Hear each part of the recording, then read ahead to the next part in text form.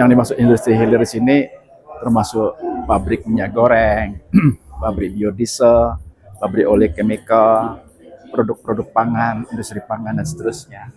Pada prinsipnya proses yang membedakan antara minyak goreng biasa dengan minyak makan merah, kita sebut minyak makan merah bukan minyak goreng, adalah terutama di proses bleaching, pemucatan, karena di minyak makan merah kita mempertahankan komponen minor, khususnya beta karoten atau karotenoid, selain komponen minor lain vitamin E, kemudian juga squalen dan pitosterol dan lain-lainnya seperti itu.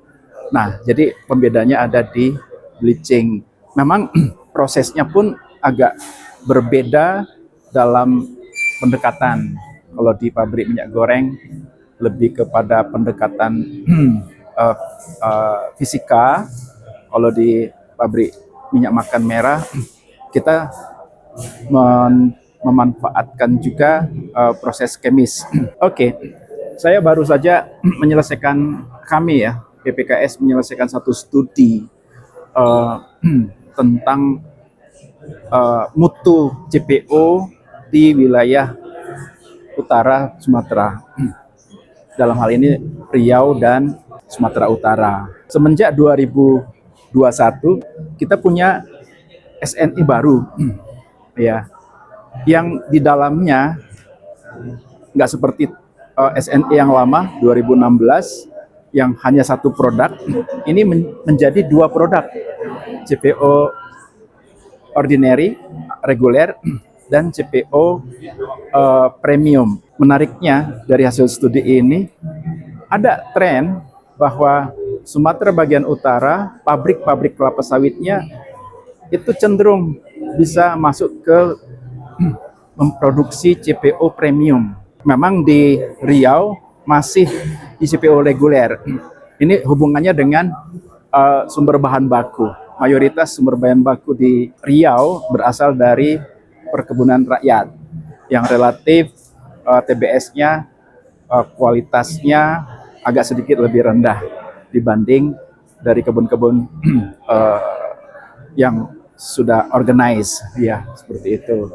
Nah, artinya dari situasi ini kita bisa melihat bahwa sebenarnya diferensiasi produk CPO premium, CPO reguler itu dimungkinkan dengan strategi bahan baku. Dan hal kedua yang juga menarik kami peroleh, bahkan PKS yang bisa menghasilkan CPO premium mendapat harga yang sama dengan CPO reguler. Sayang sekali nih, harusnya ada diferensiasi harga, karena nanti apa? Penggunaan CPO premium akan lebih baik ketika dia misalnya masuk di minyak makan merah, minyak goreng, di pabrik minyak goreng, rendemennya lebih tinggi, gitu. Rendemen lebih tinggi, kualitas minyak gorengnya lebih bagus, ya. Harusnya harganya lebih tinggi, tapi yang kami temukan, nyatanya produsen nggak aware dengan perbedaan mutu tadi. Itu satu contoh yang menarik. Pelaku industri sedang menunggu ini, kalau bisa dipindahkan ke Medan atau ke Riau, karena industri pabrik kelapa sawit itu banyak di Riau dan di Sumatera Utara dan juga di Aceh. Kalau di total kira-kira lebih sepertiga dari pabrik yang ada di Indonesia.